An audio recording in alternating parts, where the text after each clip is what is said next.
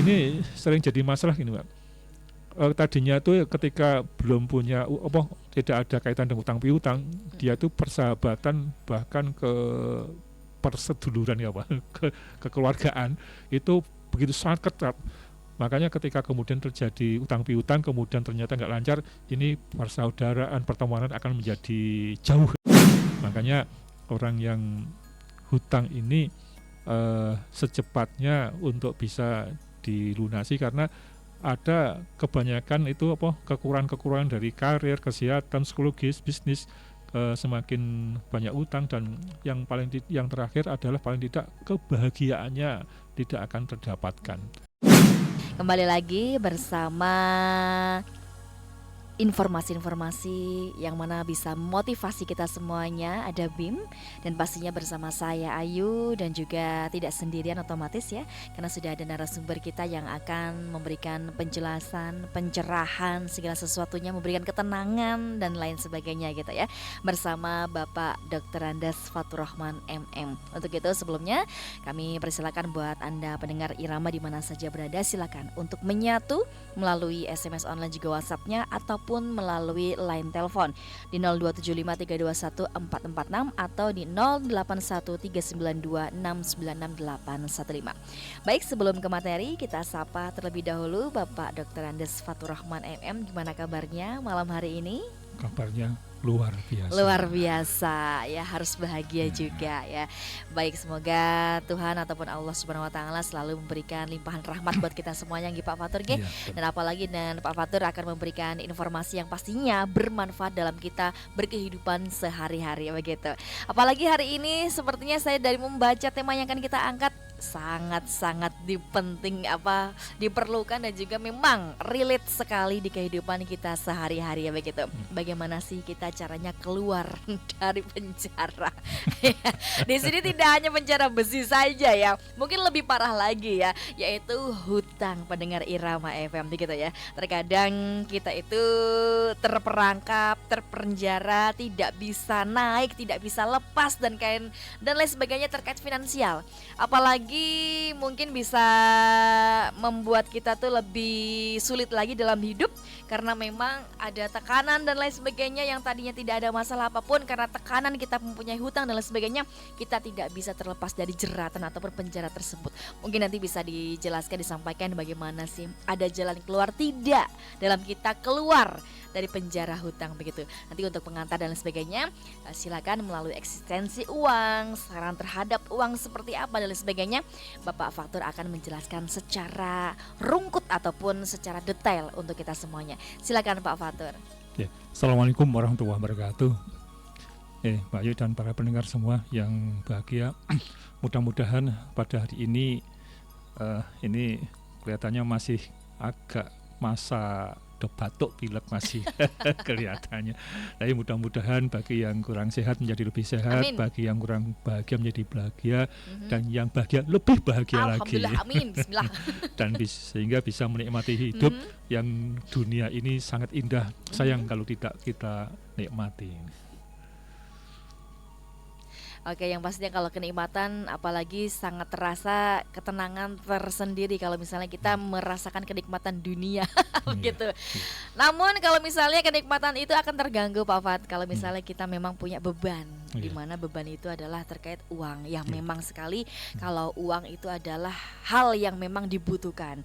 Konon ceritanya tanpa uang kita tidak bisa membeli kebahagiaan dan sebagainya. Ada yang bilang juga kita juga bisa hidup tanpa uang, tapi buktinya sampai sekarang uang itu menjadi nomor satu yang memang ada di kehidupan kita sehari-hari. Nah, bagaimanapun kalau misalnya kita punya jeratan yang namanya finansial, apalagi kita tidak punya sesuatu yang untuk hidup dan lain sebagainya, entah itu karena kesalahan, entah itu karena apapun, ketidaksengajaan dan lain sebagainya, sengaja atau ketidaksengajaan, kita kepepet akhirnya mempunyai hutang atau seperti apa. Nah, bagaimana caranya? Mungkin ada hal yang perlu disampaikan keluar dari penjara hutang, atau memang dunia ini memang adanya hutang itu sudah wajar-wajar saja?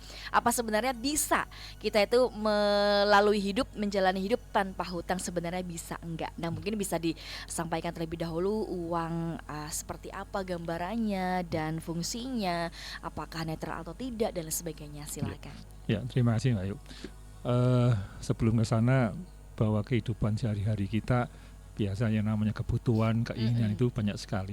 Namun kadang-kadang akhirnya ada jalan pintas sehingga apapun yang ada ambil aja. Yang penting terselamatkan hari itu gitu. Juga. Nah, akhirnya apa yang dinamakan hutang ya. Sebetulnya kalau hutang itu lebih kasar ya. Kalau bank atau koperasi namanya apa? Kredit. Oke, kredit. Oh ya, lebih ini ya, lebih santun aja lebih ya. Santun ya, kredit sebetulnya sama hutang. Sama. Okay. Nah, sehingga malam ini kita akan membahas tentang bagaimana seseorang itu bisa keluar dari penjara. Tadi disampaikan penjara hutang. Betul. Kesannya ekstrim banget penjara. Tapi memang kalau sudah terlalu berat rasanya seperti hukum dihukum di penjara. Nah, ini sebelum membahas ke bagaimana cara keluar dari hutang. Hutang biasanya kita konotasinya dengan uang biasanya. Padahal tidak mesti sebetulnya. Hutang itu tidak mesti. Ada yang hutang beras, ada yang hutang kalau di desa biasa hutang beras, nanti sahur beras, kemudian hutang apa, tapi jelas jangan sampai hutang nyawa ya. Wah itu jangan, susah jangan. Nah kemudian kita batasi di sini adalah hutang yang kaitannya dengan uang ya. Nah sebetulnya uang itu apa sih? Nah ini kalau kita sebetulnya biar memahami eksistensi itu hakikatnya itu apa sih uang? Yang pertama uang adalah sekedar sebagai alat tukar. Kalau ini saya orang desa, biasanya ketika panen. Sama kita juga orang desa. Panen kemudian butuh gelali. Kalau sekarang sudah ekstrim lagi si derep itu yang ambil. Kemudian kirim butuhnya pulsa, kemudian mie, kadang rokok dan lain-lain. Itu namanya gabah ditukar dengan barang namanya barter, namanya ngurup ya. Ngurup. Nah, kemudian bahasa yang terakhir di sini adalah korupsi ya. Itu beda. Ya. Nah, itu kalau di desa itu ngurup, tapi ngurup masih kata-katanya masih agak positif. Tapi kadang-kadang kebablasan jadi negatif karena yang namanya ngurup dulunya adalah dalam rangka untuk kehausan, kemudian gabah atau pari ditukar dengan minuman ya berupa daun atau apa. Nah sekarang yuk kemudian ada pulsa, ada rokok, itu kan sudah kebutuhan rumah tangga itu kan sebetulnya kurang pas. Nah kembali lagi uang adalah sebetulnya alat tukar sebetulnya. Hanya itu saja. Kemudian yang kedua bisa dipahami bahwa uang adalah bersifat netral. Uang tidak pernah ikut politik. Uang adalah pada dasarnya netral. Ketika pilkada, ketika pilpres, ketika pil yang lain, pilkades misalnya, uang ini bisa diberikan kepada yang calon pemilih yang sana, bisa yang calon yang sana. Dia tidak memihak, dia tidak tetap mau kalau uang sifatnya tidak netral. Saya nggak mau dikasihkan sana, samonya sana kan enggak. Dan sehingga pada dasarnya namanya uang adalah sifatnya netral. Kemudian uang itu pun tidak akan pernah marah, maksudnya tidak punya emosi marah. Apakah dia dikasihkan di dompet, apakah dikasihkan di saku bagian pantat, apa di saku bagian di dada, apakah itu itu tidak akan pernah marah. Kemudian uang mau dilipat-lipat sampai berapa lipatan juga nggak marah. Jadi ya itulah yang namanya uang. Kemudian uang juga bisa menjelma jadi setan ya. Nah itu. Banyak contoh misalnya gini, ada orang tua punya anak 3, anak 2 lah katakanlah. Yang satu dikasih uang banyak. Kemudian misalnya kakaknya dikasih 5 juta. Kemudian adiknya, saya kasih 5 juta, tapi jangan ngomong-ngomong adikmu ya. Kemudian kasih hanya 3 juta misalnya. Nah kemudian ternyata tahu adiknya kok hanya dikasih 3 juta katakanlah.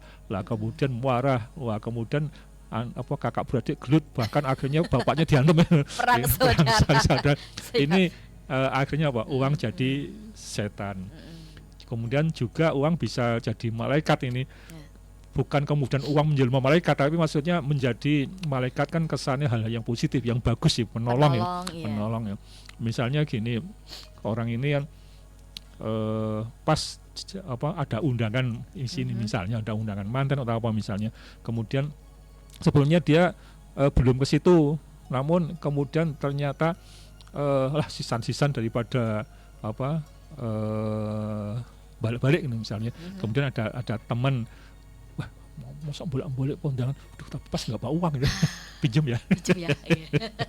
Nah, uang yang banjir pinjaman itu adalah jadi malaikat nih, selamat ini. Nah, daripada ke sana kemudian misalnya ke sana kok enggak, nah ya itu karena tradisi kita ya. Akhirnya jadi malaikat. Kemudian juga ini uang juga bisa menjadi penyelamat ya. Misalnya kok ada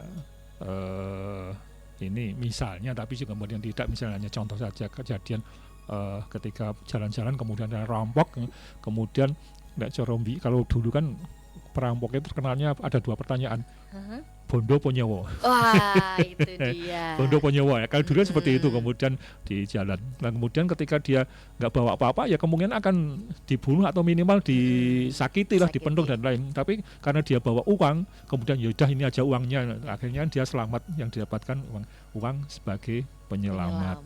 Contohnya. Kemudian uang juga bisa menjadi raja. Ketika seseorang ini uangnya banyak, biasanya orang dihormati.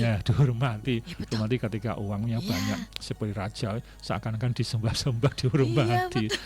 Misalnya, biasanya realnya seperti itu. Walaupun dari agama, dari apa sudah mengingatkan jangan seperti itu.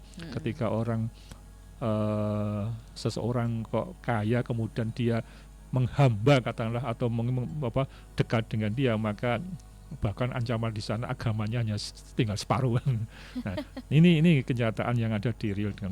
Nah, ini raja uang bisa menjadi raja, maksudnya uang yang punya uang, uangnya tetap, tapi yang punya uang kan seakan-akan jadi raja, wah dihormati kemana-mana, kemudian punya kekuasaan karena uang. Kalau di cerita-cerita film atau apa namanya itu ya semacam CEO itu ya yang punya uangnya, wah bisa apapun itu bisa dihormati karena banyaknya uang. Kemudian ini juga uang bisa menjadi masalah karena mindset. Kalau saya punya uang, mesti akan banyak orang yang datang pinjam uang. Nah, ketika banyak punya uang, saya bingung. Nah, akhirnya ketika seperti itu dia jadi bingung sendiri, banyak uang tapi jadi bingung karena salah mindset tadi itu. Mestinya dibalik, bahwa uang, dengan saya banyak uang bisa memberi, bisa membantu, bisa membelikan apa, bisa membahagiakan orang lain, mestinya seperti itu. Maka uang itu tergantung pada mindsetnya positif menjadi positif, negatif menjadi positif. Kemudian ini juga tadi sudah saya singgung tadi bahwa uang bisa menghambakan. Tadi ketika ada orang yang kaya kemudian seseorang yang tidak punya uang, ya dia bisa menjadi hamba, menjadi budak dalam arti petik, karena perbudakan sekarang sudah nggak ada ya. Ya mungkin dia sebagai pekerja yang kasar nggak apa, yang penting saya dapat uang karena yang punya uang hanya itu. Gitu, ya, betul. Yang uang yang punya uangnya ini. Apapun ya sudahlah, saya dimarahin nggak apa-apa sih pun dapat uang lah. Betul. Ya karena saya pikir dia mikir saya perlu kupingnya tak tutupi, yang penting dapat uang. Jadi kira-kira eksistensi uang, hakikatnya uang adalah kira-kira seperti itu. Eksistensi uang. Tapi sebenarnya saya tanda tanya juga ya, kenapa adanya uang gitu? Kenapa waktu itu ada barter barang dan sebagainya? Itu munculnya diadakan uang tuh kenapa gitu loh? Kadang-kadang penasaran juga di situ gitu. Iya. Ya kadang-kadang gini nih, saya jangan berpikirnya gini. Misalnya dulu itu kan orang itu petani, katakanlah petani kan punyanya gabah atau pari itu ya. Kemudian katakanlah 1 kintal. Kemudian kalau dia kemudian butuh batu untuk membangun rumah misalnya, kita barter. Lah kemudian apakah perlu bawa padi yang berkintal dibawa ke tempat penjualan batu kan untuk batu?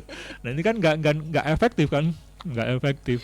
Nah ini memang uang ini sangat membantu sekali kegiatan ekonomi yang sangat efektif karena hanya simbol. Nah gini Mbak, kadang-kadang juga tadi sebetulnya kita juga nyampaikan bahwa uang itu kan esensi juga termasuk sebenarnya hanya tulisan atau gambar atau fisik loh, tapi bisa untuk luar biasa kekuatannya. Makanya itu. Padahal sama-sama satu lembar, yang satunya tulisannya Rp1.000, kemudian yang satunya Rp100.000.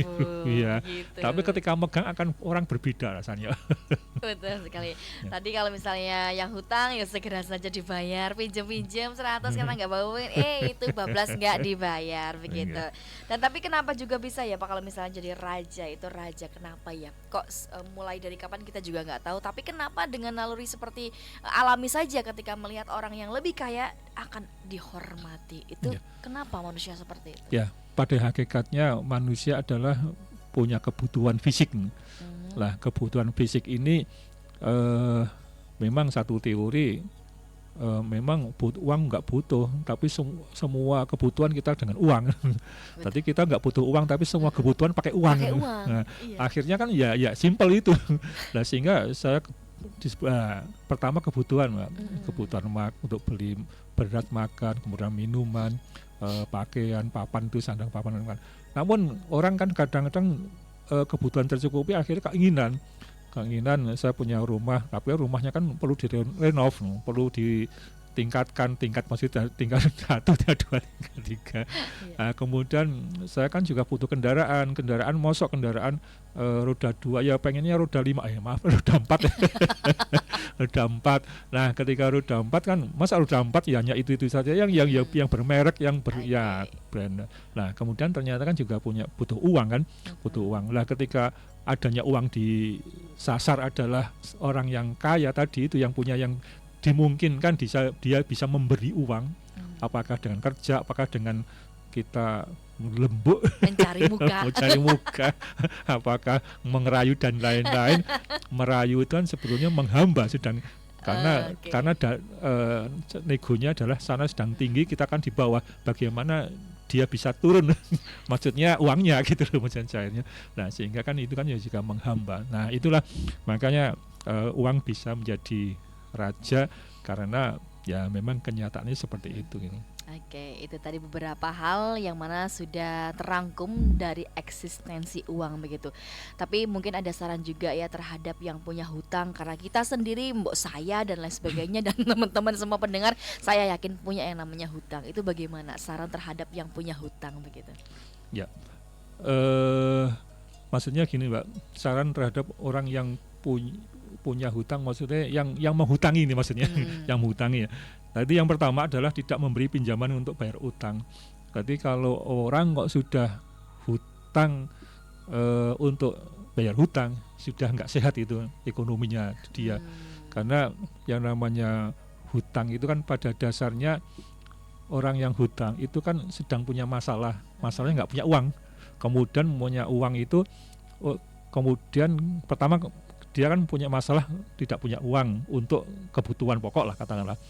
Nah, kemudian ketika pada waktunya, nah dia kan harus nyaur, kembalikan. Lah, ketika pada waktunya harus mengembalikan, nah kemudian dia cari orang lain lagi. Gali lubang tutup lubang. Ini makanya sebetulnya masalahnya dia dengan si A tadi itu, yang pertama pinjam uang pada A, kemudian ini untuk bisa menyelesaikan masalah dengan A, kita cari orang B. Lah, B untuk memberikan solusi untuk menyelesaikan masalah kepada A. Nah, sehingga A selesai, B muncul mulai ini. Nah, mulai muncul kepada masalah kepada B. Nah, kadang-kadang ini masalah lagi ketika A ini utangnya katakanlah 100, kemudian hanya dikasih 50. Sementara kita ke B pinjamnya tetap 100 sama. Nah, ini sudah masalahnya 2 tempat ini. Sudah 2 tempat ini. Nah, makanya bagi orang yang punya uang ini disarankan untuk tidak memberikan pinjaman untuk untuk bayar pinjaman. Karena pada dasarnya orang yang memberikan pinjaman sebetulnya adalah menolong untuk menyelesaikan masalah. Pada dasarnya itu. Lagi pemberi hutang adalah dalam rangka kasihan untuk menyelesaikan permasalahan ekonomi yang kebutuhan pokok ini. Namun ketika dibeli ternyata masalahnya tidak hanya, malah muncul masalah baru, masalah melebar itu. Makanya disarankan bagi orang yang punya uang tidak memberikan pinjaman kepada orang yang untuk membayar utang ini. Itu pertama. Ya, kemudian yang kedua ini peminjam. Nah, ini ini benar-benar terjadi. Ini peminjam itu lebih galak, lebih daripada pemilik uang, lebih sangar. Tadi ketika misalnya si A itu kan pinjam uang kepada B, B yang memberikan pinjaman.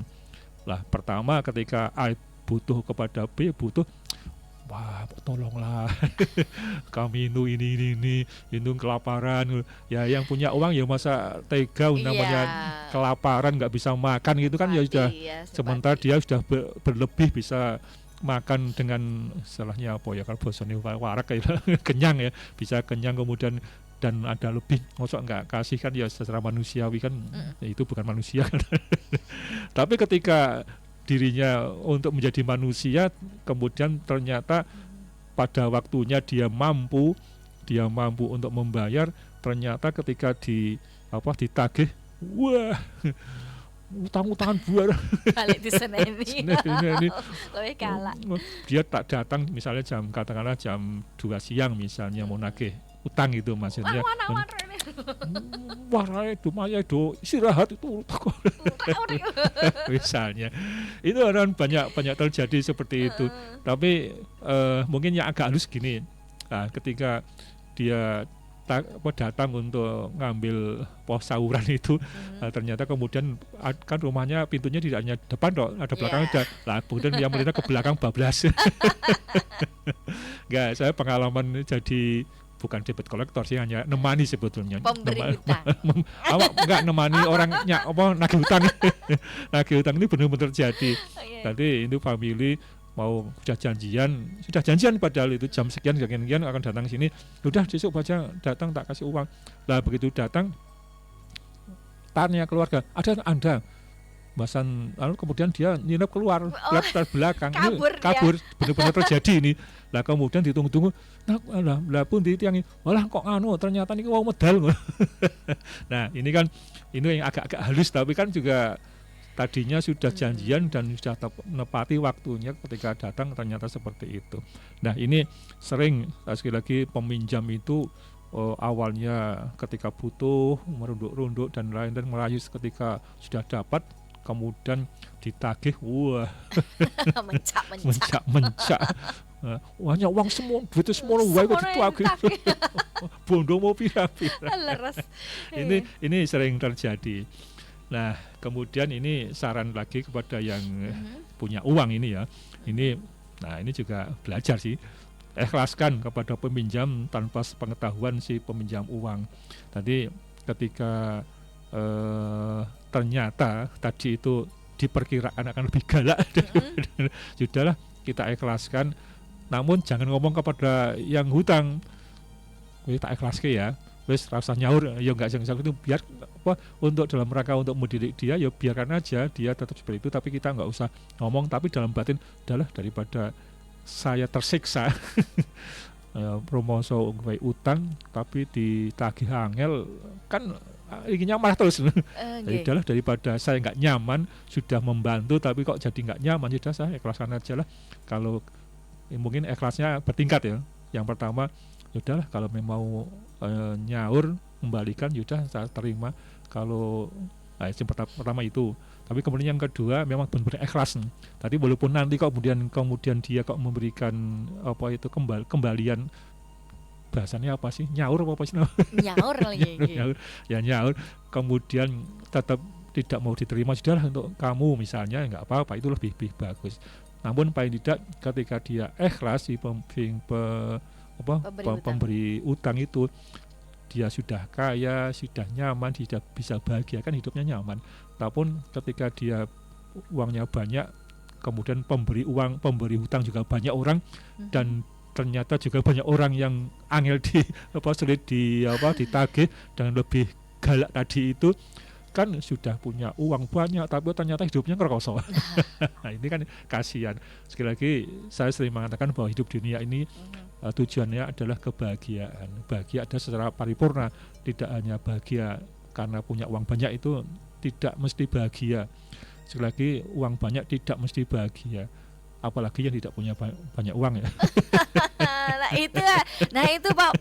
Jadi kadang-kadang ya kita menolong, nggak tega, melasan, tapi ternyata kita sebenarnya punya uang. Nyosau kembali. Sebenarnya kita juga nggak punya uang banyak, alias punya hutang, tapi kita memberikan pinjaman kepada orang yang minta hutang. Itu bagaimana itu? Jadi gini, ketika kita katakanlah orang yang ini gini ya, yang namanya kaya ini secara motivasi, kaya sebenarnya ada dua hal, kaya materi dan kaya hati. Kaya hati bukan maksudnya kemudian hatinya hanya punya 100 hati, itu enggak, maksudnya satu, tapi dermawan, itu bahasanya seperti itu.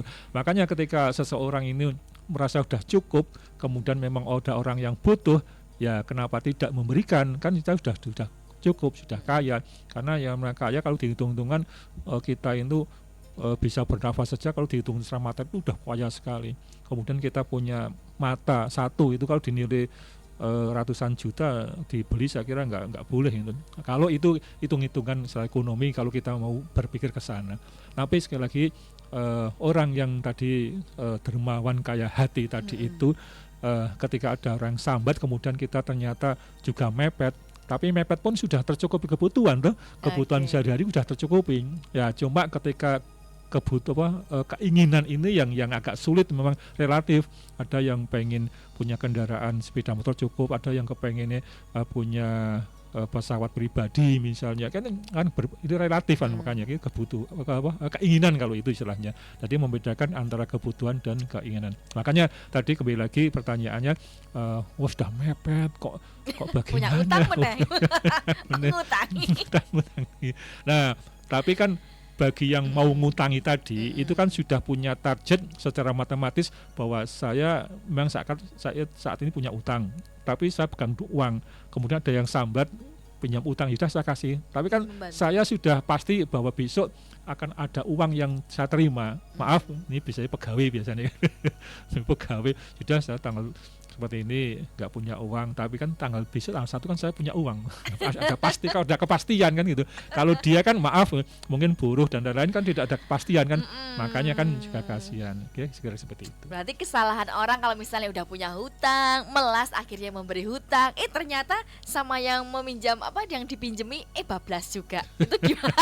Nah, makanya kan gini, berulang kita sampaikan tadi, ketika kita memberikan hutang kepada seseorang, ya sudah, jangan terlalu berharap sekali bisa kembali. Oh my God. Oke, kembali harapan, tapi jangan terlalu berharap, karena itu akan menyakitkan. Betul. Sakitnya tuh di sini.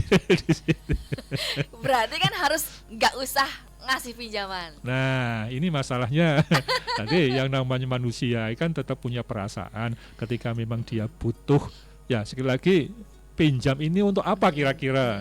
Kalau memang pinjam kemudian kita mau pinjami pada seorang, lah pinjamnya itu hanya untuk gaya hidup, menurut saya tidak perlu diberi. Namun sekali lagi, kalau dia hutang, benar-benar hutang untuk kebutuhan, sekali lagi butuh ya, butuh itu untuk beli beras, kemudian untuk apalah sandang pangan, misalnya dia benar-benar nggak punya pakaian, kemudian untuk baju, itu saya kira memang wajib kita untuk memberikan, karena itu benar-benar keperluan. Tapi kalau kemudian sudah mau pinjamlah buat ganti HP, HP-nya masih pakai, bisa, ya jangan, ya itu kan seperti itu. Saya kira kita lebih bijak, karena ini kita memberikan hutang adalah hal-hal yang memang benar-benar butuh. Nah, termasuk memang kelihatannya bukan kebutuhan, tapi sebenarnya butuh, adalah biaya pendidikan. Ini yang sering orang tua kan sambat itu ya. Itu waduh pas semesteran atau tahun baru, ajaran baru, kemudian ini daftar harus bayar bla bla bla bla. Wah, ini termasuk kebutuhan kalau itu menurut saya. Walaupun kalau pada dasarnya kebutuhan pokok orang kan sandang pangan papan. Sandang pangan papan, ada 3 itu. Pendidikan nggak masuk. Iya iya. Nggak masuk. Iya iya. Tapi menurut saya pendidikan ini saat ini masuk ini. Nanti harus Benar, dimasukkan ini. dimasukkan ini. Nah, itu kira seperti itu, Mbak. Oke, tapi Pak Afat masih penasaran aja dan juga kenapa ya? Alasan kenapa kita kalau misalnya tadi yang disampaikan Pak Afat kita ikhlaskan tanpa sepengetahuan yang minjam gitu, kayaknya kurang marem gitu loh nanti. Oh, sedingan oke malah. Apakah itu bentuk dari si peminjam mengajarkan keluar dari kubangan hutang atau seperti apa? Ya. Sebelumnya nanti akan sampaikan ke penjelasan berikutnya, tapi nggak apa-apa di awal. Tadi gini, maksudnya yang pertama itu bagi pemberi hutang tidak mengikhlaskan, tidak perlu menyampaikan yang bersangkutan. Itu yang pertama adalah tujuannya untuk kebahagiaan si pemberi utang tadi itu. Tadi ketika pertama mengikhlas, kata kuncinya adalah ikhlas sebetulnya. Kata kuncinya adalah ikhlas. Ketika ikhlas, kemudian memberikan, yaudahlah, rata tunggulah sudah. Misalnya, ya tadi ada pentahapan. Kalau bahasanya kalau disaur ya syukur, orang ya wis kan. Bahasanya kan gitu yang pertama. Kemudian yang kedua memang benar-benar tidak mau walaupun nanti kok nyaur tidak akan saya terima. Misalnya memang benar-benar ini bukan bentuk marah, tapi benar bentuk ikhlas kan kepada yang bersangkutan untuk diberikan seperti itu. Lah ini pertanyaannya kenapa tidak harus memberikan informasi? Kalau informasi ke sana itu sebetulnya keikhlasannya agak berkurang. Oh begitu. Karena yang namanya ikhlas itu ada di sini kepada di sini, kemudian kepada yang maha kuasa, bukan kepada orang. Kalau kemudian memberikan kepada yang bersangkutan, ya baik, itu bagus. Namun tadi saya sampaikan adalah untuk ada unsur pendidikan biar dia bertanggung jawab kan, biar bertanggung jawab. Kemudian paling enggak pertanggung jawabannya paling tidak pada saat temponya dia akan datang kepada yang memberi uang. Nyuwun ngapunten nggih. Paling tidak kan dia ada tanggung jawab itu, paling tidak. Walaupun kemudian yang di sawun ngapunten sambil senyum, enggak apa-apa santai saja. Takutnya ndablek. Nah, itu makanya takutnya ndablek karena menjadi kebiasaan dia. Sekali lagi ini sifatnya adalah mendidik kepada orang penghutang tadi itu biar punya etika bahwa tadi dikhawatirkan si penghutang ternyata lebih galak daripada harusnya ini harusnya dibalik gitu ya. Dibalik, makanya kadang-kadang kalau dibalik kan ya kenyataannya memang ada sih, akhirnya ada debit kolektor kan gitu. Gitu. Nanti sesuai sekali dengan bagaimana caranya sebagai pemilik hutang. Ini adakah saran-saran ataupun hal-hal yang harus kita lakukan sebagai yang punya hutang begitu? Ya. Nah, ini pemilik bagi yang punya hutang itu dia. Ada saran-saran gini. Yang pertama, jangan kesalahan Anda jangan dilimpahkan kepada orang lain. Tadi itu ya sudah saya singgung tadi, ketika dia pinjam kepada A, kan permasalahannya sebenarnya pada A. Nah, ini kemudian dia pada saatnya sudah jatuh tempo, kemudian sudah dijanjikan yang sebulan ternyata belum bisa, akhirnya kan bingung, masalahnya dengan dia belum selesai. Lah kemudian untuk menutupi kesalahannya kepada A biar selesai, nah pinjam kepada B, tadinya utang 100 kemudian utang 200 yang misalnya, yang 100 untuk kebutuhan dia sendiri, kebutuhan pokok keinginan. Nah kemudian yang 100 untuk nutup yang A selesai, tapi kan munculnya kan B. Nah B. Iya. Nah ini kan sebetulnya si penghutang tadi masalahnya justru malah tambah nih tadi kalau yang seperti itu sifatnya. Poin. Ya paling tidak kepada A sudah terselesaikan kan yang namanya pernah hutang kemudian nyaur, walaupun sudah nyaur kan tetap utang budi sebetulnya. Lah hutangnya uang sudah selesai, tetap namanya hutang budi kan ada itu namanya kan. Mungkin suatu ketika dongit biyen tak utang bosan ketemu aku ora gelem takon saya misalnya. Nah, itu kan yang pertama itu. Kemudian yang kedua, bertanggung jawab terhadap keputusan yang keliru pada saat dulu. Kenapa saya harus utang ya? Padahal saya misalnya kalau beli HP mbok saya bertahan dulu lah. Baru sadar 2 bulan atau berapa bulan dulu. Saya yakin bisa nabung untuk ke sana misalnya. Tapi karena sudah selak ke susu dan kepengin punya, panas dengan teman-temannya sudah HP-nya seperti itu misalnya. Nah, ini kan apapun yang sudah terjadi dia harus tanggung jawab dengan keputusan hutang tadi itu. Namanya hutang harus disaur. Sebelumnya kok nggak nyaman katakan sahur bahasa Indonesia ya. nyaur, ya isi bisa juga sih. Ya, mau kembalikan uang yang tadi itu harus dia harus bertanggung jawab. Kemudian yang biasa kan yang namanya hutang kan merasa tidak punya uang, merasa kebutuhan kurang. Nah, dia merasa bahwa dia adalah orang-orang miskin, merasa bahwa orang miskin. Nah, jangan kemudian mindsetnya dia tuh kan orang-orang kaya kan berkewajiban memberikan donasi, memberikan sedekah, memberikan jariah kepada orang yang miskin, termasuk saya misalnya. Tapi jangan saya deh, orang kaya. Amit. Saya orang kaya kok, paling nggak kaya hati lah. Betul. Nah, ini kan jangan sampai seperti itu, karena kalau mindsetnya seperti itu, maka sekali lagi sering kita sampaikan hukum law of attraction, apapun yang kita pikirkan akan menjadi kenyataan. Kalau dia mindsetnya seperti itu, maka dia akan selalu jadi miskin terus, nggak pernah menjadi orang kaya. Kalau dia kok berpikirnya mereka yang misalnya saya mengatakan seperti mereka, saya kan orang miskin, makanya ya berhak untuk utang. Kemudian saya kan orang miskin, kesana orang kaya. Orang kaya kan mestinya kan memberikan, makanya saya wajar saja kalau ngemplang pada orang yang kaya. Nah, ini yang jadi masalah kan, mindset yang seperti ini. Makanya saran bagi yang punya utang untuk jangan berkeyakinan dalam benaknya atau mindsetnya adalah bahwa Tuhan itu menciptakan orang miskin sebagai objek sedekah orang kaya gitu. Jangan seperti itu. Nah, kemudian juga ini kepada orang yang punya utang, stop lubang gali lubang. Dalam arti hutang lah. Tapi kalau kemudian dia petani ya nggak apa-apa, lubang ditutup kemudian ambil di sana biar untuk balik tanahnya terbalik, perputaran uang, perputaran tanah biar gembur nggak apa-apa. Tapi kalau dalam arti ini yang terjadi kayak lubang tutup lubang adalah bayar utang, bayar utang sampai ada lagu ya, bayar utang kali lubang. Nah, itu saran saya jangan terjadi seperti itu, karena nanti akan capek ketika hanya berpikir tidak hanya memikirkan kebutuhan, tapi bagaimana memikirkan lubangnya ditutup kemudian buka lagi yang lain. Kadang-kadang tidak hanya lubang, tapi lubangnya yang pertama belum tertutup masih buka lagi sehingga banyak lubang-lubang yang menganga yang harus tanggung jawabnya dia untuk nutupin. Nah, ini kan berat dalam hidupnya. Nah, ini saran bagi orang yang punya utang seperti itu. Kemudian ambil keputusan untuk melunasi apapun bayarannya. Nah, ini yang bagi yang punya utang, saran saya ini teorinya bahwa apapun yang namanya utang adalah kewajiban yang harus dibayar. Nah, ketika wajib maka harus dibayar. Nah, kemudian bayarnya bagaimana nggak punya uang? Saya yakin apapun di situ punya barang. Misalnya sepeda motor, ya sepeda motor dijual, kemudian dikecilkan dari sepeda ontel misalnya, kan masih bisa. Nah, ini saran saya seperti itu, sehingga paling tidak ketika dia sudah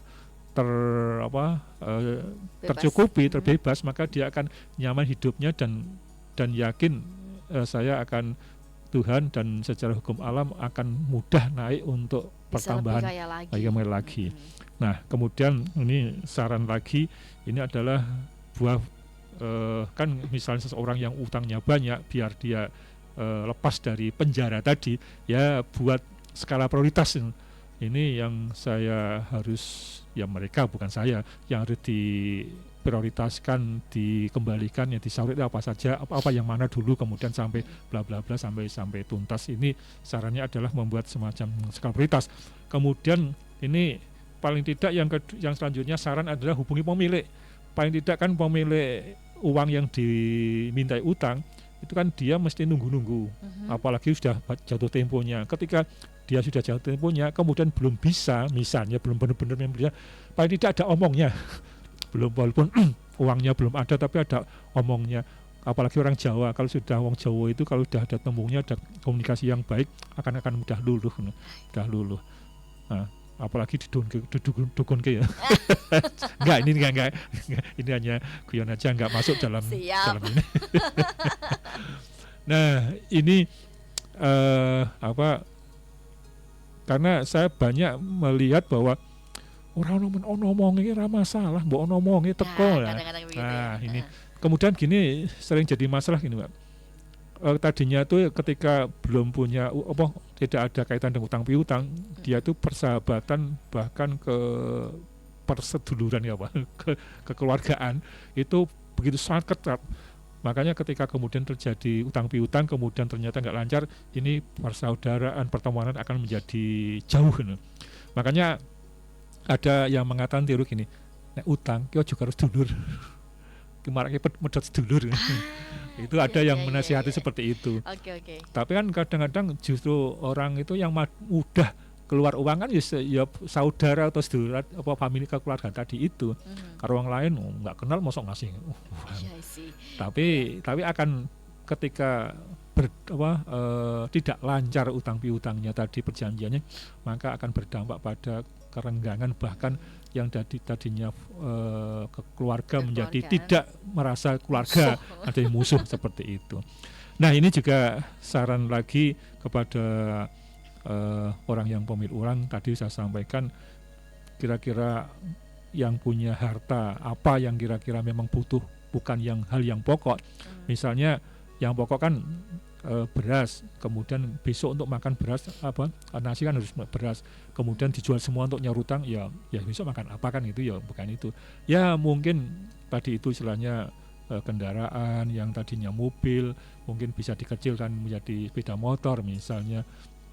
Kan transportasi kan cukuplah dengan seperti itu misalnya. Itu kan kebutuhan. Kemudian hal-hal yang sifatnya yang kira-kira bisa dijual-jual, saran saya untuk melunasi hutang-hutang itu. Kemudian ya itu tadi skala prioritas, kemudian satu persatu mulai dicicil dengan semangat untuk hutang-hutang itu bisa dilunasi. Jadi kira-kira di antaranya saran kepada orang yang punya hutang adalah seperti itu. Oke, satu persatu ya, pelan-pelan. Walaupun kita tidak punya, ya setidaknya memang harus mau untuk menjual hartanya. Ada niatan gue ke sana. Tidak hanya niat, tapi real sudah berproses gitu. Oke, baik, itu tadi sangat luar biasa sekali. Kita yang para punya hutang, saya yakinlah ini sangat bermanfaat buat untuk dijalankan ataupun diterapkan di kehidupan kita sehari-hari begitu. Tapi kalau misalnya kita berbicara dengan dampak itu pasti otomatis ada yang negatif, ada yang positif begitu. Dari mana pemberi dan juga penerima hutang itu dampaknya seperti apa? Apalagi kalau misalnya yang pemberi hutang lama-lama yang tadinya ikhlas jadi nggak ikhlas, jadi benci dan lain sebagainya. Nah, itu bagaimana orang-orang juga yang ketika memperlamakan ketika disuruh bayar temponya tapi diundur-undur dan lain sebagainya. Dampak negatif pemberi dan juga penerima hutang begitu. Yang pertama bagi pemberi hutang, ini ternyata utang piutang itu menjadi problem. Tidak hanya nyaur dan tidak itu, tapi ternyata yang pertama ini bagi orang yang pemberi hutang ya, ini kata kuncinya sebelumnya apa? Ikhlas. Ketika pemberi hutang itu tidak ikhlas karena merasa didolimi, merasa pokoknya perjanjiannya dicederai, akhirnya kan dia tidak ikhlas. Nah, ketika tidak ikhlas ini paling tidak yang pertama karena namanya aja tidak ikhlas. Tidak ikhlas kan di situ kan akhirnya muncul marah. Namanya marah, kelompoknya energi negatif itu kan menggerogoti kekuatan atau energi positif seseorang. Nah, ketika menggerogoti itu karirnya dia akan terganggu. Ketika dia misalnya bekerja di perusahaan, kemudian jabatan apa, mestinya dia semangat ke sana, tapi ketika buat bekerja kelingan utang, yang diutangi jengkel, mangkel. Kemudian ketika kelihatannya tuh buka laptop atau komputer, ketika buka biar yang muncul tidak data tapi orang yang diutangi. Nanti akhirnya dia kan nggak bisa fokus kerja, nggak kerja. Nanti anaknya kalau muangkel kapan rampung buka muncul ketemu yang A muncul, anak muka nyaur ya utangis nangkon. Kemudian buka laptop lagi, kerja mau kerja, kemudian muncul lagi wajah yang lain yang juga belum nyaur tadi itu. Nggak nyaman. Jadi ini kelihatannya orang yang memberi hutang itu pahlawan, tapi akhirnya jadi korban. Korban untuk dirinya sendiri. Nah, kemudian juga kesehatan. Nah, kesehatan itu kadang-kadang apalagi orang tua ya, dan kemudian diutang pirang-pirang, kemudian nyaur dia mikir terus, akhirnya bisa stres kan, stres bisa kalau mikir terus kan bisa stroke kan gitu. Nah ini gara-gara memberikan utang, tapi yang diberi utang tidak secepatnya mengembalikan atau sesuai dengan perjanjian, dipikir terus, akhirnya kan yang namanya mikir itu kan menguras energi. Nah akhirnya jadi kesehatannya bermasalah. Kemudian ini secara finansial juga akan bermasalah karena uang yang akhirnya kan dia juga kekhawatirannya tingkat tinggi. Sebetulnya kalau memberikan memberikan hutang kepada seseorang kalau sesuai dengan perjanjian rancangannya saja, itu kan sebetulnya bentuk sedekah manfaat ya, sedekah manfaat karena dia menolong dan dengan seperti itu kan.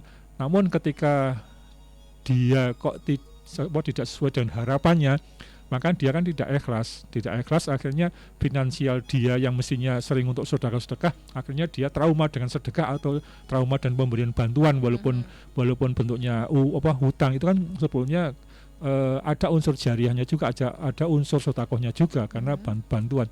Maka ketika dia trauma seperti itu, orang yang sering berjariah, orang yang bersing sedekah, orang yang bersing donasi akan lebih mudah dia ada peningkatan finansialnya dia. Namun karena dia akhirnya trauma, akhirnya finansialnya terganggu.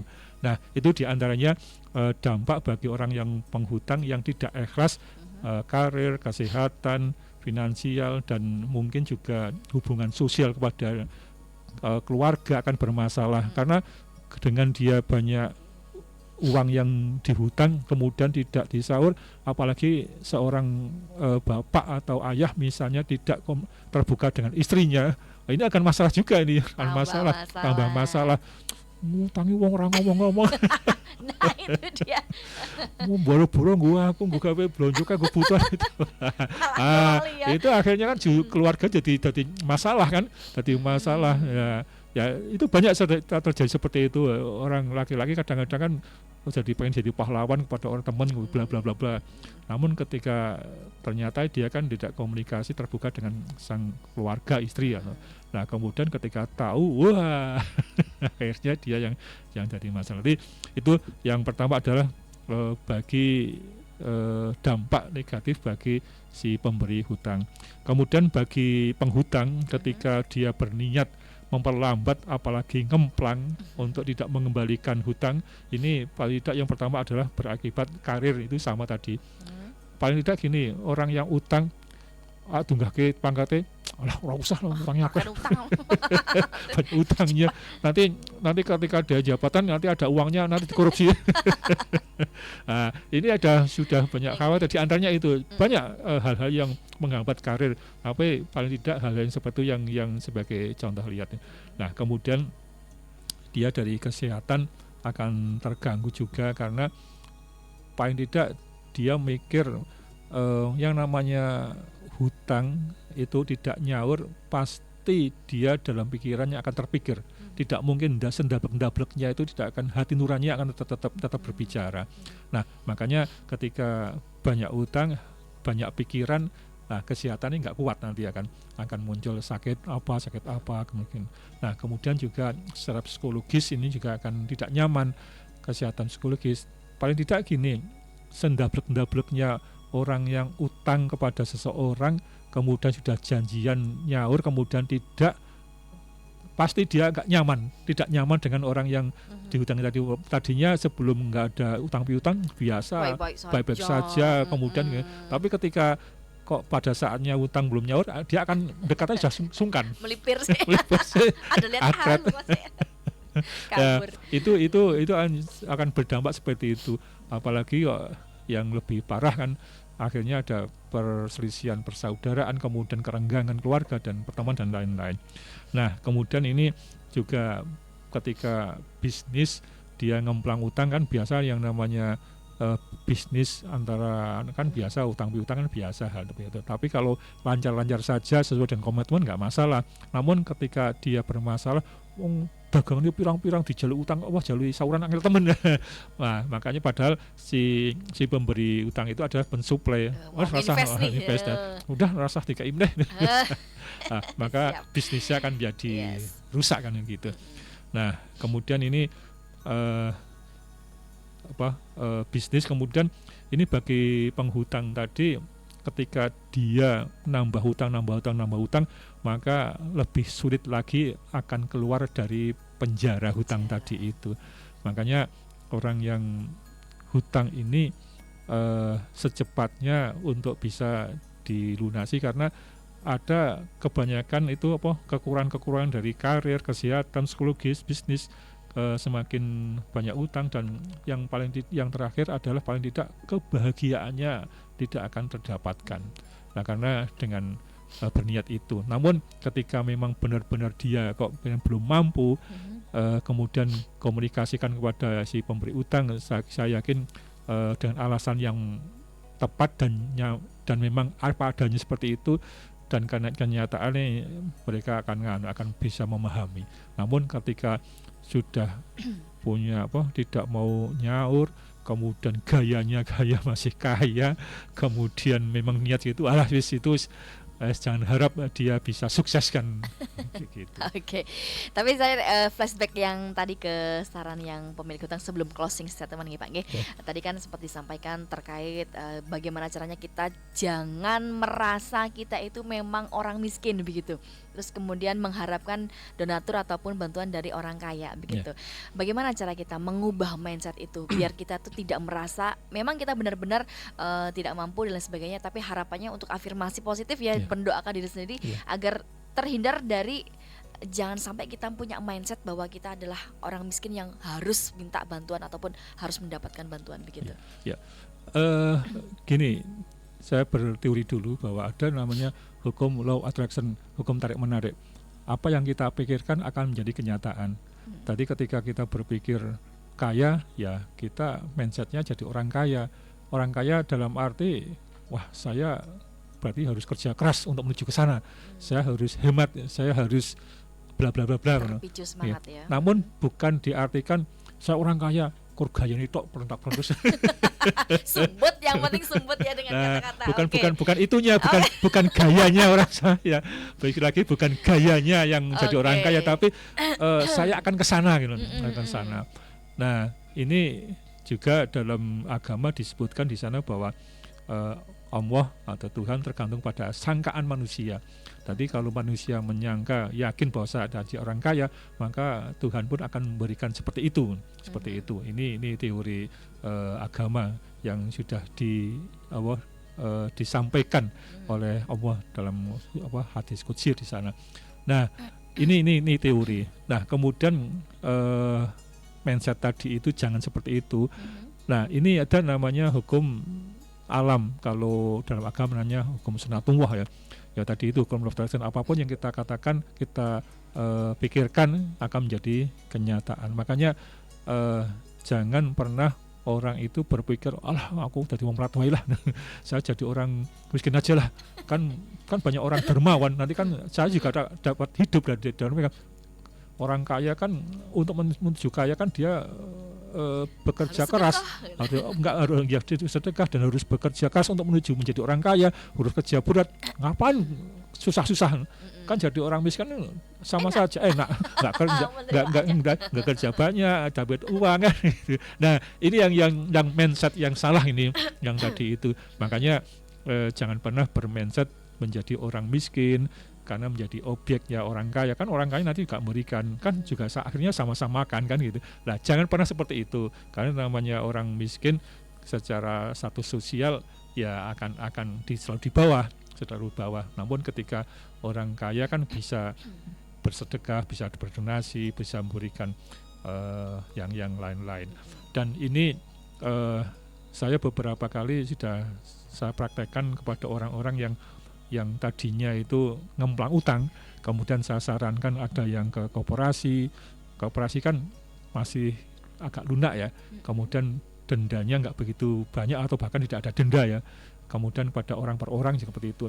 Ada teman itu kemudian dia punya sepeda motor, punya emas yang dipakai, akhirnya dijual semua untuk dan ternyata setelah itu ada peningkatan asetnya dia yang dulunya dijual kemudian untuk nyaur yang akhirnya dia apa-apa, kemudian dia katakanlah dari nol ketika nol kemudian berusaha, ternyata ada percepatan aset yang dulu dijual untuk nyaur utang ternyata tidak terlalu lama untuk kembali lagi kan gitu. Nah makanya kan kenapa orang yang tadi hutang tidak nyaur kemudian jadi masalah, karena sekali lagi kebanyakan orang yang pemberi hutang itu akan marah. Lah ketika marah kepada orang yang diberi hutang kok enggak nyaur, maka ini masalah. Jadi ada semacam hubungan negatif. Kalau dari agama disampaikan bahwa salah satu doa yang terkabul adalah orang yang kena dibully itu masuk ya, yang dibully.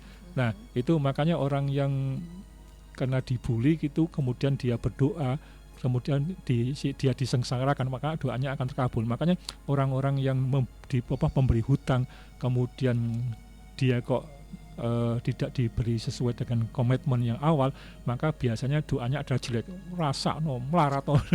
Nah itulah doa ini yang mudah terkabul oleh Tuhan, teorinya seperti itu. Makanya kenapa orang-orang yang sengaja tidak memberikan sahuran utang itu jadi ngerekoso, karena orang yang tadi itu doanya biasanya akan jelek, kebanyakan seperti itu, akhirnya doanya lebih terkabul. Makanya itu yang terjadi. Nah makanya sekali lagi saran saya bagi orang yang menghutang untuk ya hati-hati untuk berkomunikasi, bagaimana mencari solusi, paling tidak ada niatan untuk solusi ke sana gitu. Oke, baik, kita sudah masuk ke sesi closing statement. Mungkin ada poin-poin penting yang ingin disampaikan, pesan-pesan sekaligus untuk menutup jumpa kita kali ini. Silakan Pak Fat. Ya, terima kasih para pendengar yang budiman, bahwa yang namanya manusia hidup di dunia apalagi saat ini kemungkinan semuanya hampir punya utang ya. Punya utang, paling orang utang budi lah. Utang budi yang harus disahur. Tapi sekali lagi pembahasan kita adalah hutang kaitan dengan masalah uang, masalah uang. Nah ketika uang ini, hutang yang memang kita batasi adalah hutang yang kepada orang per orang atau mungkin lembaga ya keuangan yang agak koperasi lah, mungkin masih seperti itu. Tapi kalau kita karena dengan bank tidak akan membahas tadi tidak akan membahas ke sana, karena namanya bank sudah eksekusinya pasti sudah jelas kan ya, gitu. Asetnya harus ada agunan dan lain-lain, kami tidak akan membahas ke sana, itu lebih kejam lagi kan. Nah makanya bagi pemberi utang ya untuk bisa membantu kalau memang itu bentuk benar-benar bantuan, namun ketika pada saatnya belum bisa mengalihkan ya jangan terlalu berharap untuk bisa kembalikan kalau memang kenyataan seperti itu. Kemudian bagi orang yang hutang ya sadar diri bahwa dia ada hak yang diberikan Anda ketika saat butuh, kemudian Anda pun juga ada hak bagi yang memberi hutang karena memang pada saatnya harus dikembalikan. Nah ini kemudian yang saran terakhir adalah kata-kata hutang pada dasarnya adalah penghambat rezeki Anda. Sekali lagi, hutang penghambat rezeki Anda. Yang terakhir, lunasi hutang Anda, jadilah pemenang dalam hidup Anda sehingga Anda menjadi bahagia. Kurang lebihnya itu yang bisa sampaikan, mudah-mudahan ada manfaatnya. Kurang lebihnya mohon maaf. Assalamualaikum warahmatullahi wabarakatuh. Waalaikumsalam warahmatullahi wabarakatuh. Ternyata luar biasa sekali. Ini juga bisa jadi pelajaran buat saya pribadi dan juga pendengar Irama FM. Semoga jadikan manfaat tersendiri buat kita semuanya. Satu, memang hutang menghambat rezeki kita semuanya. Jangan sampai kita berhutang. Kalau misalnya kita sudah terlanjur berhutang, yuk mulai pelan-pelan satu persatu kita tutup lubang tersebut begitu ya.